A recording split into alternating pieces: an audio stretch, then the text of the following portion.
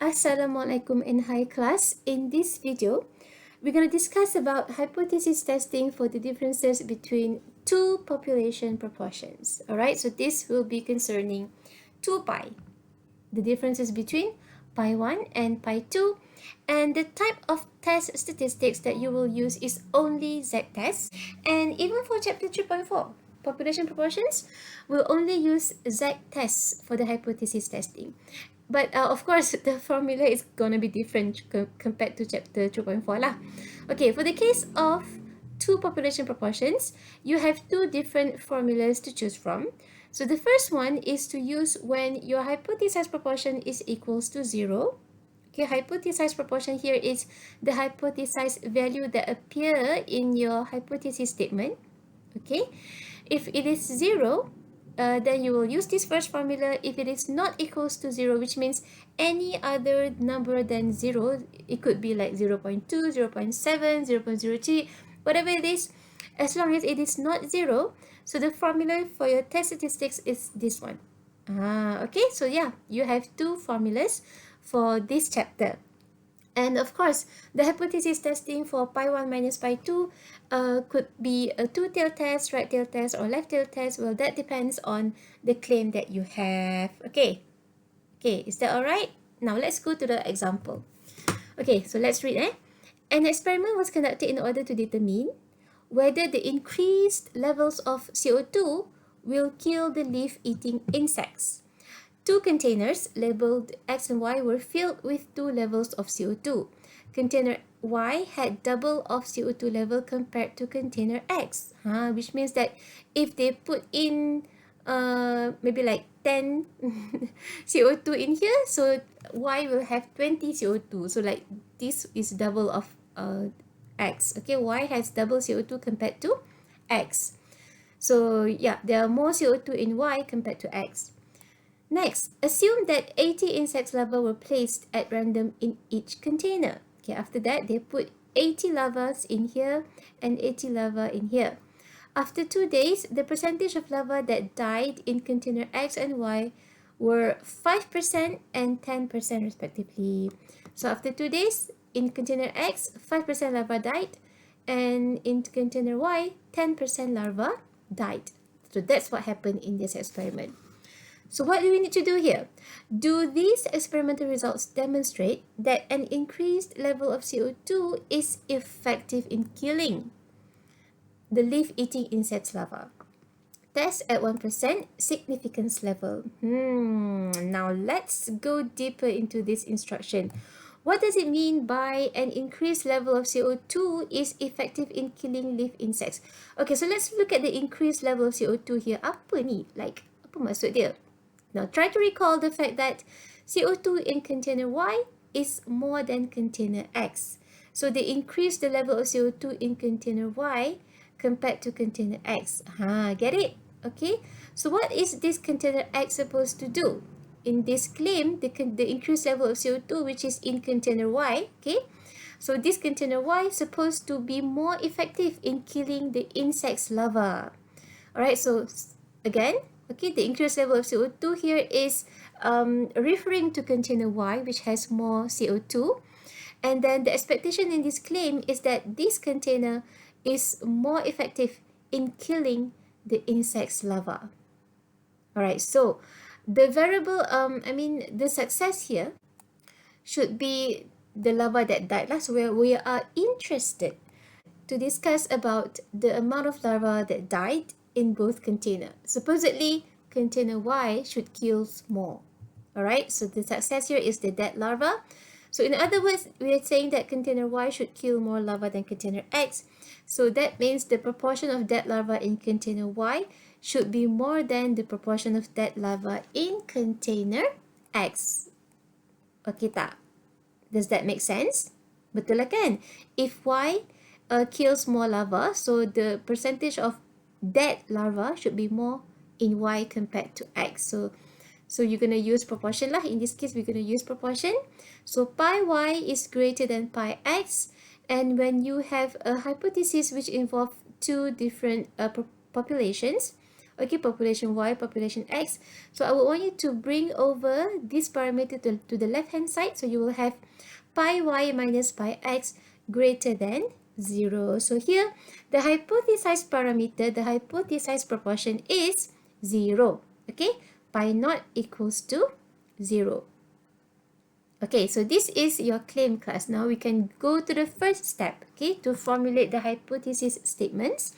So greater than will go to H1. So this is your claim. Okay, your claim belongs to H1. And H naught is less than or equal to 0. Itu je. And please remember, this is the hypothesized proportion, which is 0. Okay, so why is it so important for you to pay attention to the hypothesized proportion for this case? Because this will determine which formula you will use to calculate your test statistics value in step 2. So because of this is the case of hypothesized proportion equals to 0, so you will need to use which formula? Case 1 or case 2? Equals to 0 kan?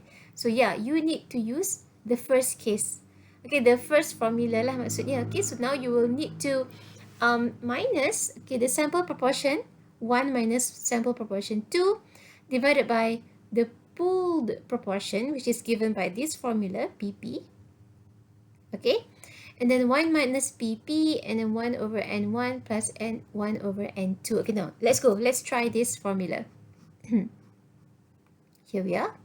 All right. So please recall from the question just now, they tells us that the dead larva in container Y is 10%. So that gives us P equals to 0.1. And then the dead larva in container X is 5%. So P equals to 0.05. Okay. And then sample size for both is 80 and 80 dead larva. Okay, they put in 80 larva in both container. And then they observe how many died. Okay, how many percent died. Now, in order to use this formula, you also need to know what is X. Okay, because of this PP formula. That's why you need to know what is X. So in order to calculate the pooled proportion, you need to know what is the number. Okay, the X here is the number of dead larvae in container X and the number of dead larvae in container X. So how do you do that? So how do you do that, class? How do you get the number of dead larvae in both containers?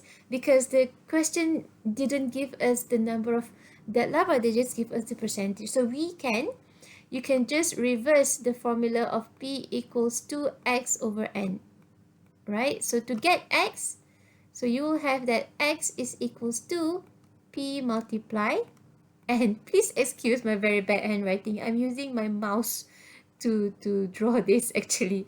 Okay, please excuse me. So yeah, to get the number of dead larvae in container X and Y, you just need to multiply its sample proportion to its sample size. So 80 multiplied 0.1, you get 8.